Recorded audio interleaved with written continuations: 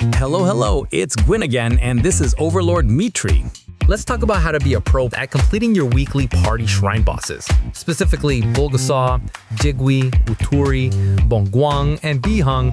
These are the 5 main bosses that 99% of people do out there without tagging.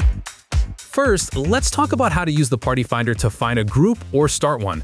Open your menu and type in the search bar, party, and hit enter. Click find party or platoon. Boom, that's the menu. Next, click Post Ad to start your own group and fill in the boxes. It's kind of self-explanatory. If you see a group you want to join, make sure you're in the same channel and click Join. Next, make sure you have all your crystals, preset, Lightstone Set, and buffs ready. Usually, people group up here in Heidel by the Carolyn chick.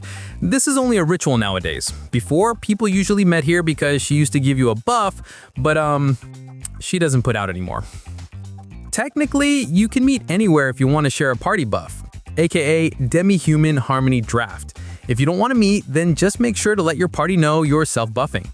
Alright, now we queue in via the party leader.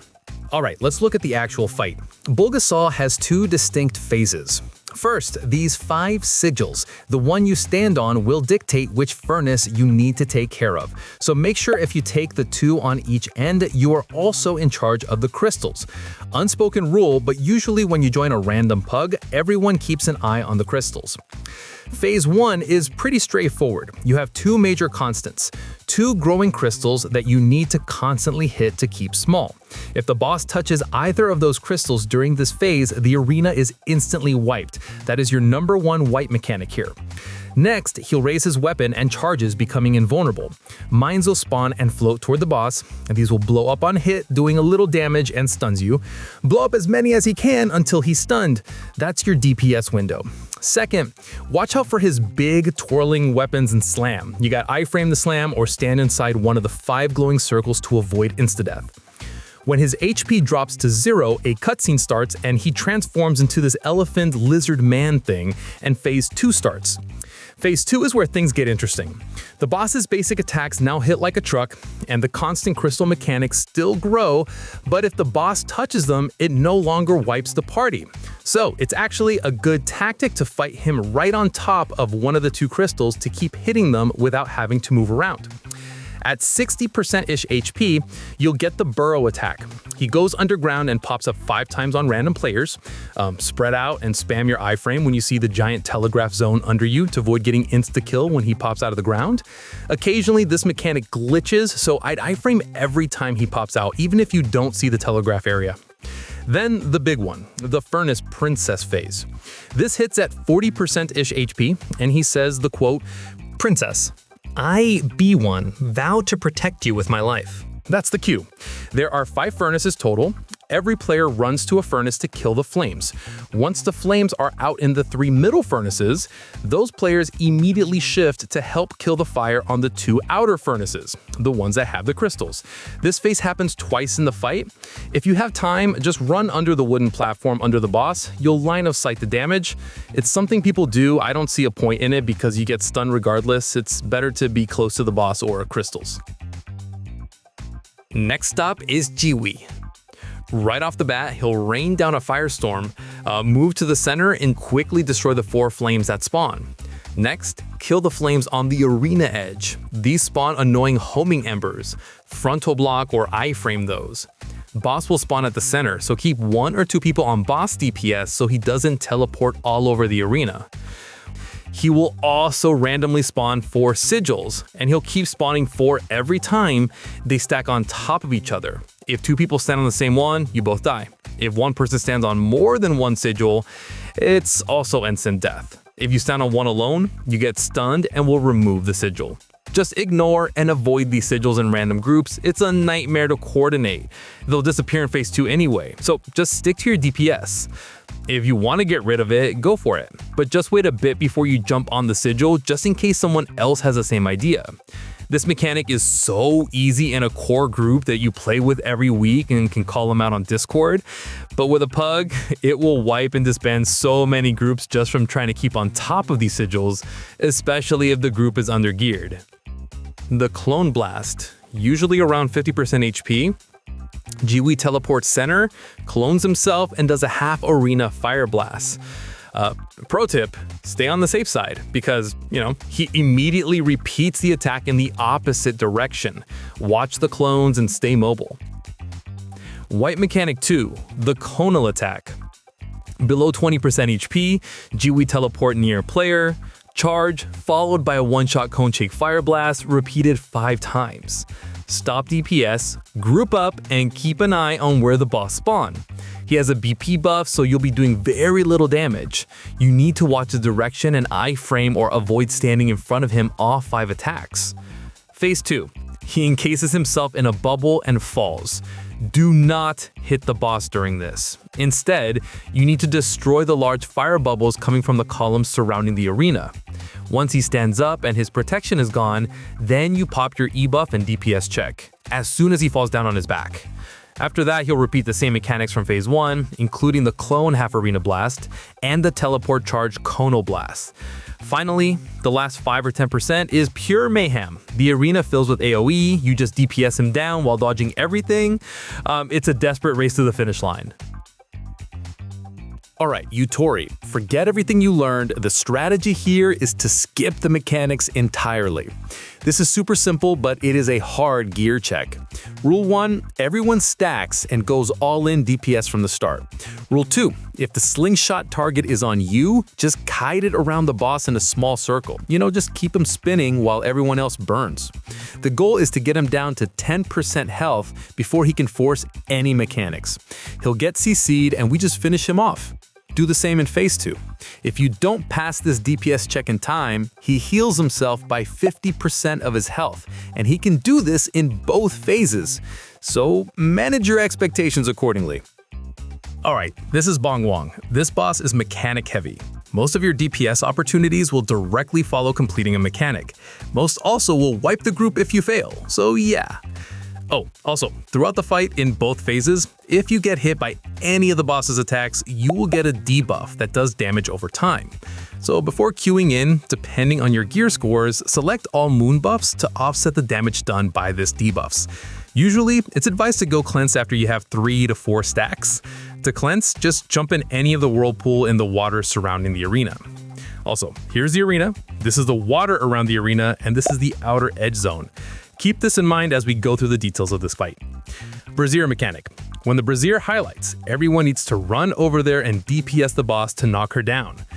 That's your extra quick DPS window. Engulf mechanic. She'll trigger the engulf mechanic and the entire arena burns. This is an insta-kill. You have 3 ways to survive.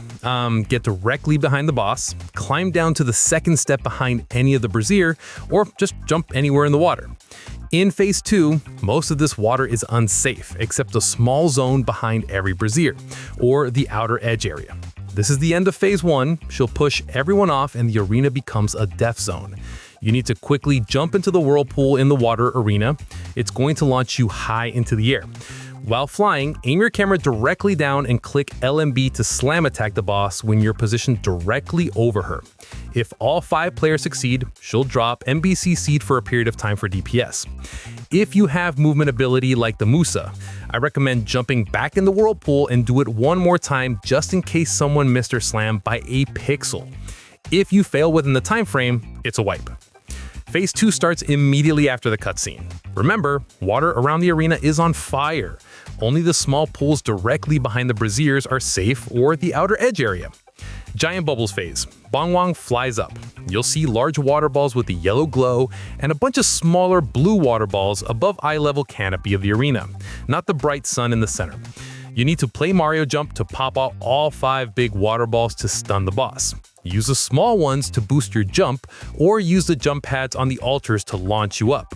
Ideally, everyone's spread out so you're not all trying to pop the same balls.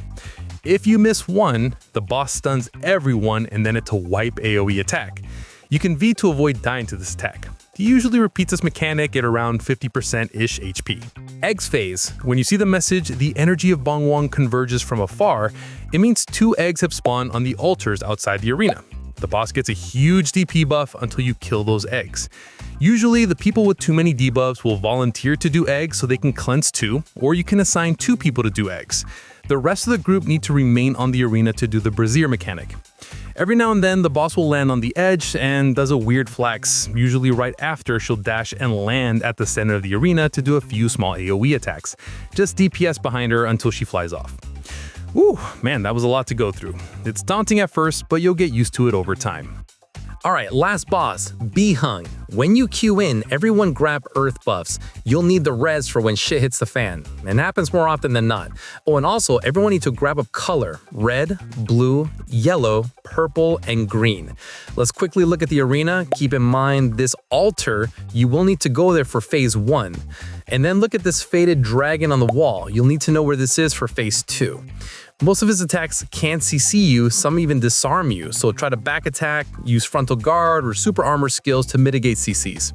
Okay, phase 1, boss will spawn at the center. Just DPS him down until he starts to color grab you mechanics. When Bihyung says death is at your heels, he starts to color gain. Each player must touch the altar mat to grab the color buff when your color is glowing there, then run back and stand on your clone with your color icon on top of his head to get whacked by them, one after another. Red goes first, then blue, then yellow, then purple, and last one is green. During this phase, everyone not getting their color should try to DPS him down to 10% by the time green finishes getting whacked by their clone. After all 5 are done, boss will trigger the last mechanic for this phase. All 5 clones will reappear surrounding the boss in the center. Everyone needs to stand on top of the swirling zone in front of their clone. This removes 50% of your current HP, so be careful if you're already low. Keep an eye on him. As soon as he slumps over and gets CC'd, get off and start DPS him immediately and try to kill him so you don't have to repeat any more mechanics. This is why we want him to be as low HP as possible at this part. Phase 2 is the white clone, dancing clones, and dragon tattoo phase. The dancing clones. Randomly throughout this phase, all 5 color clones appear. The positions are random, so be fast. Stand right next to your color clone, and then you'll get whacked by them. Next mechanic, he'll do the launch attack and shout a color. The player with that shouted color must instantly kill the white beam clone. It will blow up, leaving you with 30% HP. Don't try to heal, just kite the boss around until the mechanic is complete. You need to be the lowest HP out of the group to succeed. Everyone gets full heals and he spawns back in the middle. If your HP is too high, Bihyung gets displeased and one-shots the party. The dragon tattoo mechanic. You'll see a blue dragon appears on the wall over here and another on the center of the arena. When the blue dragon activates and starts glowing red, whoever's closest needs to stand on the little area in front of the dragon on the wall to grab the dragon buff. This will remove the floor symbol. If that symbol isn't removed quickly, you're all stunned and hit by a one-shot meteor. If you have the buff, get out of the blue circle immediately or you die. So it's like quick hopscotch in and count your 1000 and hop out. Make sure you don't do it twice in a row or while you have the buff. It's insta-dead. Someone else must do it if the tattoo starts glowing again, so always keep an eye out for the dragon tattoo after it appears. Hopefully, this will help you become more pro at doing these party shrine bosses so you can collect those awesome rewards every week to help your progression. A lot of times, it's daunting to join a group because there are unspoken rules and group etiquettes that no one really care to explain, so you just end up experiencing them yourself the hard way, or in some cases, people don't even want to try because they're afraid of the scrutiny. This is meant to help you join any group and never have to wonder if you're doing the right thing or if you're not savvy to any hidden mechanics. Also, if you're a new player, don't get discouraged by douchebags. Just take your time and figure it out. Remember, no one is a pro day one. There are players like me who will join to help out even when I've already done mine for the week. So just post your group on Party Finder or join a group. You'll do great. If you think I missed something, go fly a kite because this guide is perfect. Just kidding. Seriously, if I missed anything or if you have any additional tips or tricks, please put it in the comment below to help people out and I'll make sure to pin it. Don't forget to like, comment, and subscribe. Or not. Thank you for watching.